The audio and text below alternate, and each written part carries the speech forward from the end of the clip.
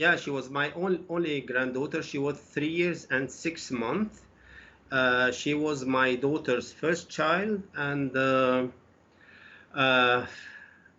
they were hoping like by September when school start here that she will join school and they will um, be ready for a second child. And Alexandra was, to me, murdered inside her house, just inside her home, by what I call them always war criminals.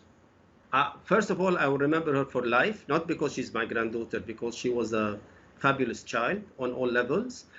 Uh, she was full of life. She was a happy child. She was loving. She was very, very, very, very smart. She was very. I wish you knew her because you will not even think that she's a 3 years old baby. She was. She loved music, animals, and every single minute I spent with her was luxury time to me. And I always say I was lucky to be able to live with her that even that short period, but it was a blessing to me. She was she was uh, she was amazing. She was amazing on all levels, and I think she deserved to live in a better place.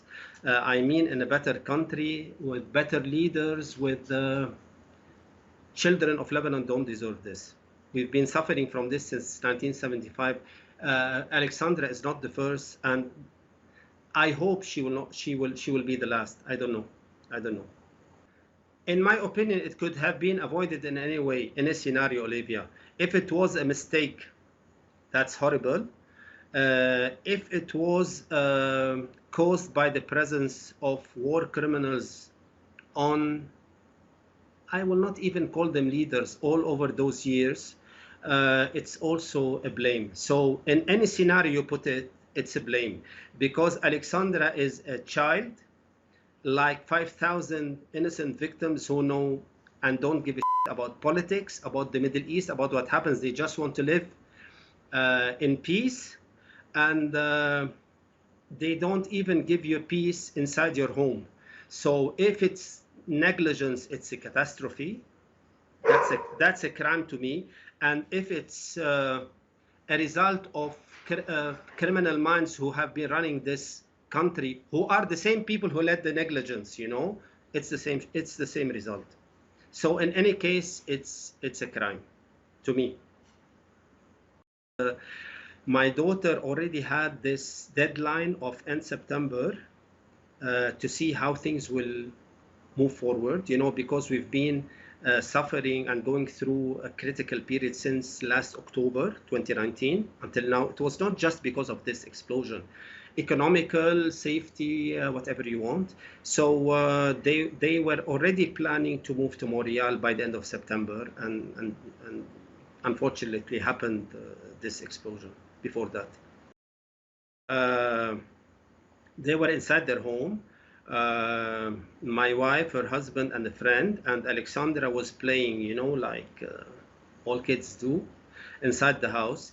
And they heard a first, two explosions happened actually, a minor one. So they just, like hundreds of thousands of people, they just went to the window to see what's going on because their home um, overlooks the port of Beirut where the explosion took place. And my daughter, as far as she recalls, she heard like a whistle, the one you hear from a missile, shh, like this, and she screamed to her husband, "Run inside! Something is falling. A missile or whatever is falling." I don't know if it was a missile or it was the sound of the first explosion. She doesn't know, and the explosion happened.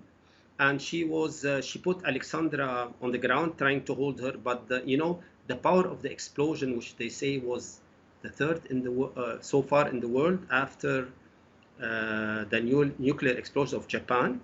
Uh, you know, uh, they were blown from their place, and she couldn't hold Alexandra anymore, and they hit maybe a wall or something, and they fell down. When Paul recovered from the after the explosion, they had to look for them for a while because they were, under doors, piano, and they rushed her to the hospital. She had a severe injury in her head. They did all they can, and a big thank you to all the doctors, the nurses, because it was really emotional for them to treat this little child. They did everything they can, honestly. And we lost her after 3 days because of the head injury. Her father, he carried her, and then there was, as far as I remember, there was this guy passing on a motorbike. So the guy because it was impossible to move by car. Everything was damaged.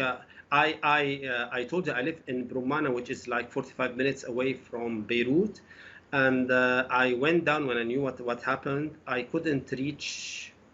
I mean, the entrance of Beirut. I had to park the car like 15 minutes away. I had to run, and you could see injured people all over the place.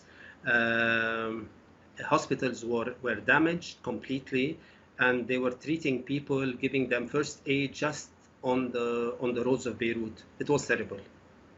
That's why I'm telling you, we will not wait to see the end here. I prefer not to see it here and not to go through such a day again. It was horrible.